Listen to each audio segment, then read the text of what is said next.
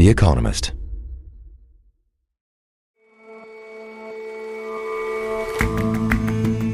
Hello and welcome to The Intelligence from The Economist. I'm Rosie Blore.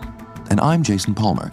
Every weekday, we provide a fresh perspective on the events shaping your world. Two astronauts who've been stuck on the International Space Station for the past 9 months are finally on their way home. But in the time they've been up there, there's been an awful lot of change in the space industry. And in China's cinemas, the blockbusters have long been big, loud, patriotic action flicks. Not anymore. We examined the most successful animated film ever, with a cutesy protagonist from folklore that's nevertheless Communist Party approved.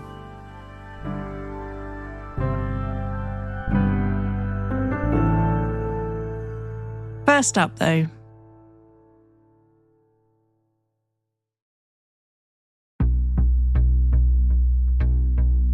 For months, there's been an uneasy truce in Gaza. In the first phase of a ceasefire deal between Hamas and Israel, hostages and prisoners were exchanged, Gazans returned to broken homes, and much-needed aid flowed. Many hoped for further negotiations, a second step on the road to lasting peace. But overnight, war returned. Israel broke the stalemate with volley after volley of missiles into Gaza. Hundreds are reported to have been killed. So has the chance of peace in Gaza just disappeared? There have been dozens of Israeli airstrikes since 2 a.m. local time, and as we're recording now, it's 8 hours later and there still are strikes ongoing. Anshel Pfeffer is our Israel correspondent. There so far hasn't been any movement on the ground. It's been almost entirely airstrikes. Some of the attacks have been carried out by artillery. And when our listeners hear this, things may have changed. But 8 hours into this, Hamas have yet to respond. And do you know how many people were killed? We have the reports from Hamas authorities, which is over 300 people killed. We know that this includes many civilians, families, children, but we don't have a clear idea how accurate that number is and what is the ratio here between Hamas members and civilians who have been killed. And what has Israel said about why it launched these strikes? So the official reason given in a statement from Prime Minister Benjamin Netanyahu is that Hamas has rejected all the various offers of extending the ceasefire and holding exchanges of Israeli hostages who were still held in Gaza for Palestinian prisoners. Now, that is true. In the last few weeks, there have been talks brokered by the Americans and the Qataris on a possible extension of the ceasefire. What Netanyahu's statement doesn't mention is the fact that there was supposed to be already a ceasefire as part of the agreement signed by Israel and Hamas over 2 months ago.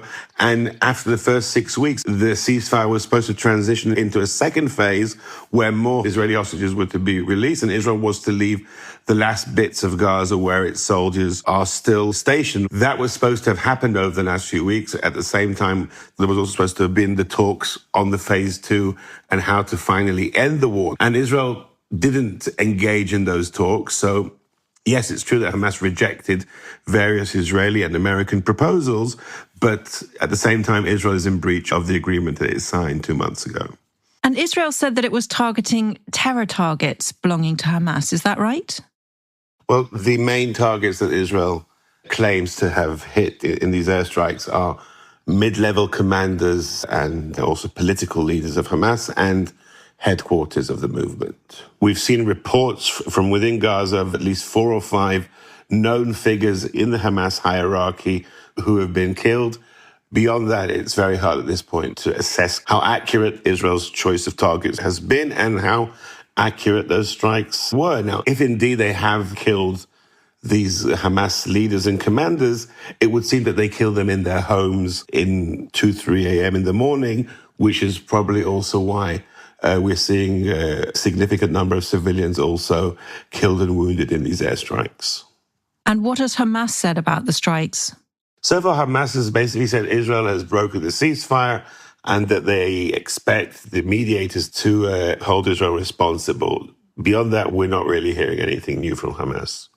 Anshul, Trump said recently that all hell would break out in Gaza if the hostages weren't released. Do we know if the US was involved in these strikes from Israel? Well, the US wasn't involved, but the US was informed in advance. The US has approved this as far as Israel needed the American approval. We've also heard from a White House press secretary saying that they fully support Israel. And it's very important to note that this is happening after a number of nights in which American fighter jets have been bombing the Houthis in Yemen. And there is a clear connection here. Israel and the US are now engaged in different airstrikes which are being coordinated here in the region.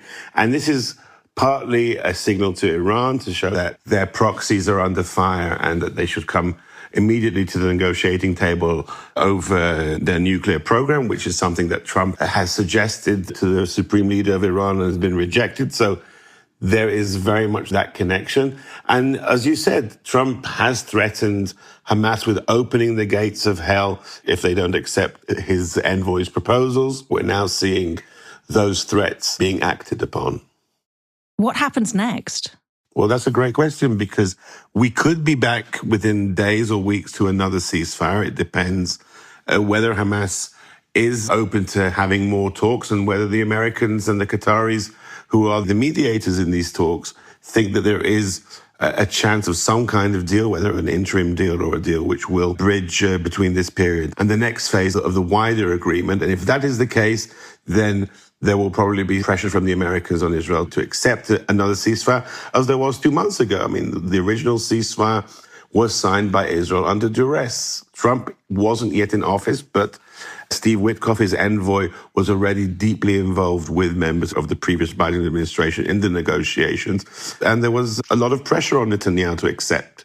And he finally did. Now, that probably is the best case scenario, that this round of airstrikes will force Hamas back to the table and there's some kind of flexibility in the negotiations. But it's just as likely that Hamas will say, well, we're not going to come under pressure back to negotiations. We're not going to accept a different kind of deal. And there are already preparations by the Israeli army to launch also a ground offensive, something much bigger, to reoccupy large parts of Gaza and to continue this fight against Hamas. Israel has an overall war objective of destroying Hamas's military capabilities and its governance in Gaza. That wasn't achieved in the 15 months of the war, which ended in January with the ceasefire. And there are still Israeli officials and generals who believe that it can be achieved in another operation. And where does Netanyahu stand in all this? We shouldn't ignore also the political timing of this Israeli operation. For Netanyahu, this is a very tense moment on the domestic scene. He has to pass in the next 2 weeks an annual state budget. If he doesn't do that, then early elections are triggered. And his coalition was starting to come apart. And by launching this operation in Gaza, he is sort of bringing back into the fold his far-right coalition partners, some of whom were threatening to not vote for the budget or to do other things that could have brought the government down. By doing this, he's giving them cover to come back into the coalition and to make sure that he has the majority that he needs, both to pass the budget and to survive in power for the next months or year at least. Anshul, thank you for talking to me. Thanks for having me.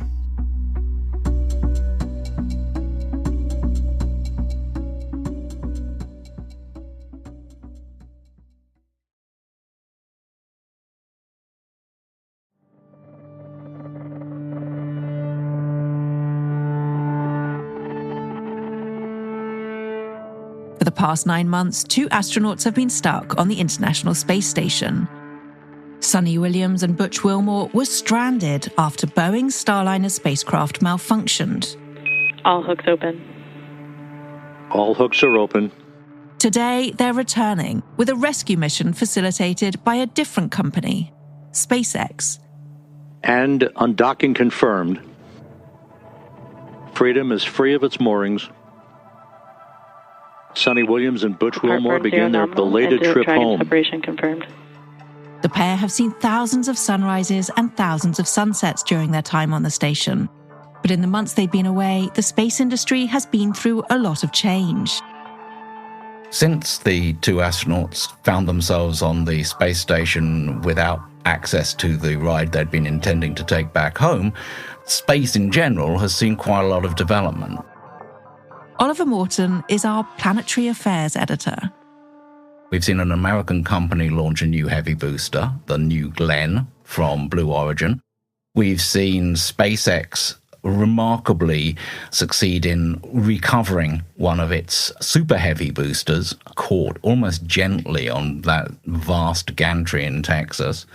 We've also seen SpaceX lose a couple of its Starship spacecraft. We've seen the first private spacewalk. We've seen 3 American private companies get to the moon. One of them has had 2, I think it would say, partially successful landings, and also a much more successful landing by Firefly Aerospace of their Blue Ghost lander, which produced easily the best space image of this year so far.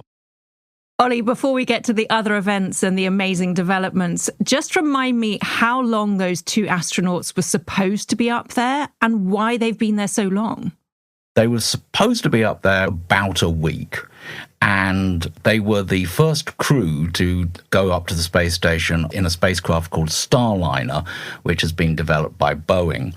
A while back, NASA decided it would be better all round if it bought tickets to take people to and from the space station from private companies, and it helped 2 private companies get into a position to sell such tickets, and one of those private companies was SpaceX, which made what appears to be a really spiffy space capsule called the Dragon, or Dragon 2, and that works very well. And Boeing made, let's say it's a rather duff space capsule called Starliner, and there were enough anomalies with Starliner that NASA didn't want to put the astronauts in it on the way back. And so although there's always a capacity at the space station to get everyone off if need be, that meant that they didn't want to use up that capacity, so the space station had a couple of extra astronauts on it for 9 months or so. So Boeing's embarrassment has presumably been Elon Musk's boost. It's been good for his business.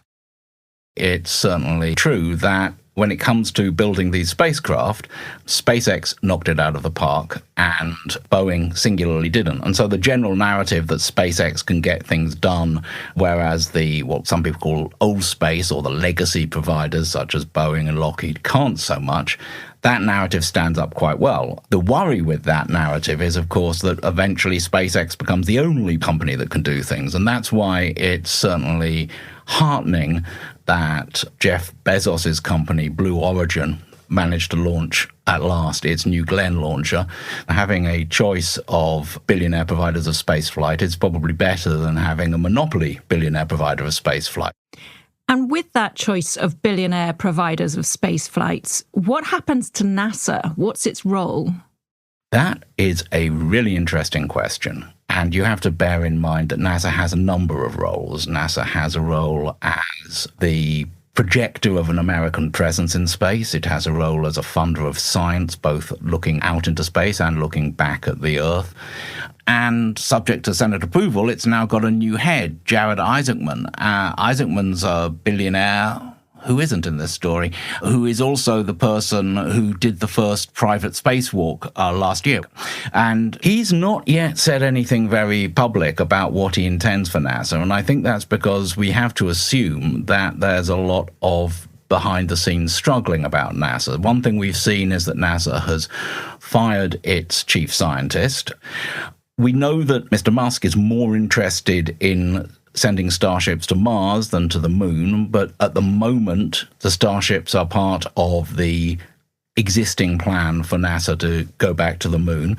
This so-called Artemis mission to the moon was invented in Mr. Trump's previous administration. One of the things about Artemis that I think is quite striking is that in Trump 2 terms, it looks disturbingly DEI because it explicitly said that the purpose was to get an American woman and a person of color onto the moon. And that's something that this administration tends to abhor. So to date, how far are private sector companies actually motivating the changes in lunar missions and space exploration? With the exception of SpaceX, and you have to make the exception here because SpaceX has become a space program of its own of quite remarkable capacity. In general, NASA has tried to provide incentives for private companies to do things, and it is getting a flotilla of various private companies trying to land robotic things on the moon. Of course, if NASA becomes less interested in science, then a lot of these projects become a little bit pointless, because one of the things that they're buying is the ability to take experiments to the moon. Mr. Musk has talked about deorbiting the International Space Station early. There are a number of other companies which are talking about building private space stations. NASA has contracts to rent services from private space station providers as it rents things from private launch providers. So you're definitely seeing a change in the way the Americans do things, and you're not seeing the same thing yet in Europe. In Europe, people are quite happy that although their new Ariane 6 rocket is quite expensive and not reusable, they do at least have it, so they have a degree of strategic independence from the United States when it comes to space-based assets. And elsewhere, people are taking a similar sort of approach. So if the role of science in space exploration is declining, what about money? How far is space becoming commercially important? Well, space is commercially important if you want to have pictures of the Earth, or if you want to have communications on the Earth, or if you want to get money from someone who wants to take you off the Earth. The idea that there's actual value on the moon, to be generated on the moon, is one of the big uncertainties of what's going on at the moment. Mr. Musk is talking about going to Mars. Mr. Trump has talked about sending missions to Mars.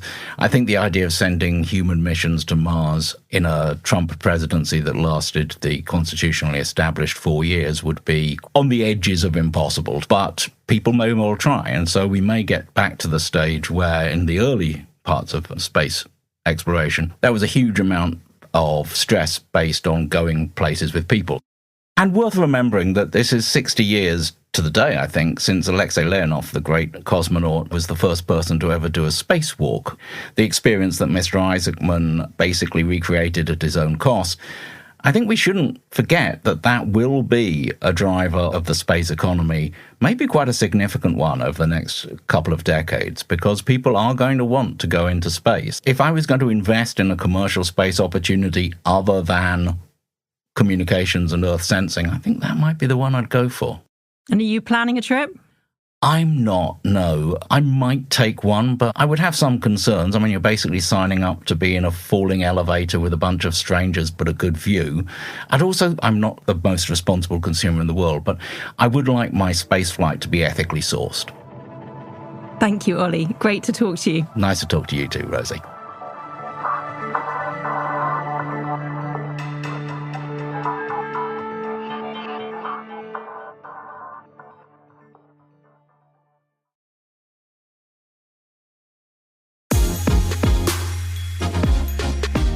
Filmmakers in China have long tried to make movies that wow audiences and also please the Communist Party. Sarah Wu is a China correspondent for The Economist and is based in Beijing. The epics that have evolved are called 主旋律, or main melody films, because they're in tune with the party line. But their heavy doses of patriotism have now fallen out of favor. Instead, one Beijing studio has struck gold with No Za 2, a cartoon reimagining of a demon child from a 16th century novel.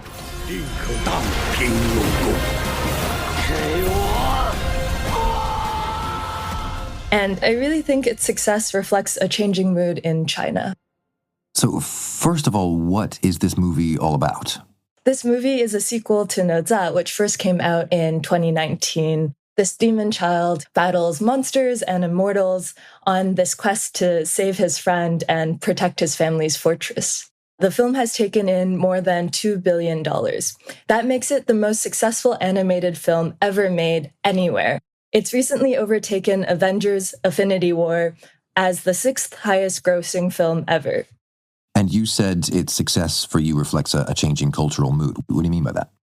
About a decade ago, Chinese filmmakers were really nailing the patriotic blockbusters. So that includes films like Wolf Warriors 1 and 2.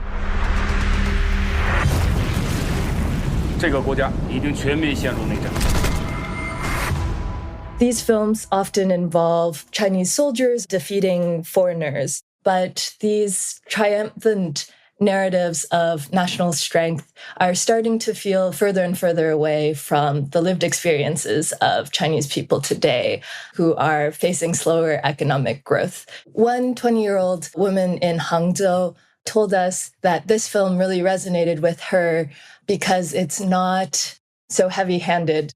It isn't trying to force-feed patriotism like the Wolf Warrior films from 2015 and 2017.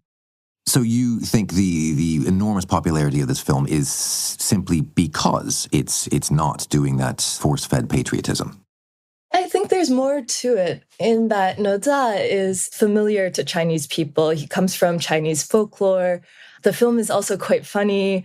It's something that you would bring your kids to. And I think between all the battle scenes, there are also these powerful messages. It's following this character who is defying his own fate and trying to find his own way.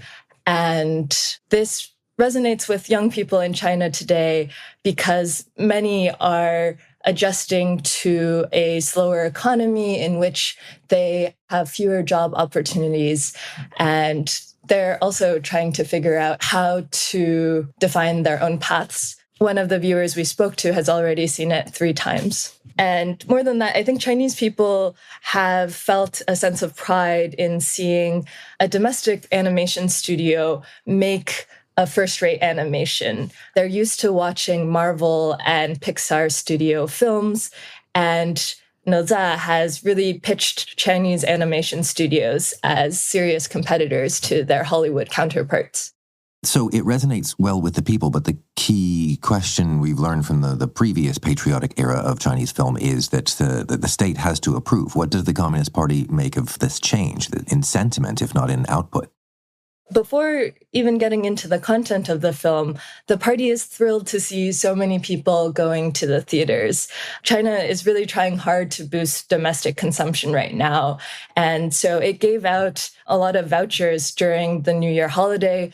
And once Chinese people saw Naza climbing in the ranks and started to break records, they really came out in force. The film's striking success over the Chinese New Year holiday then led a lot of people to engage in chart-topping campaigns. They wanted to see Naza become one of China's most successful films and to see international success. And so you had schools taking students to see Naza. You had companies halting production so that their employees could go. So many companies gave out tickets to employees and their relatives. So this film both resonated with Chinese people, and it also encouraged a more organic sense of nationalism than the patriotic films ever did. Sarah, thanks very much for joining us. Thank you for having me.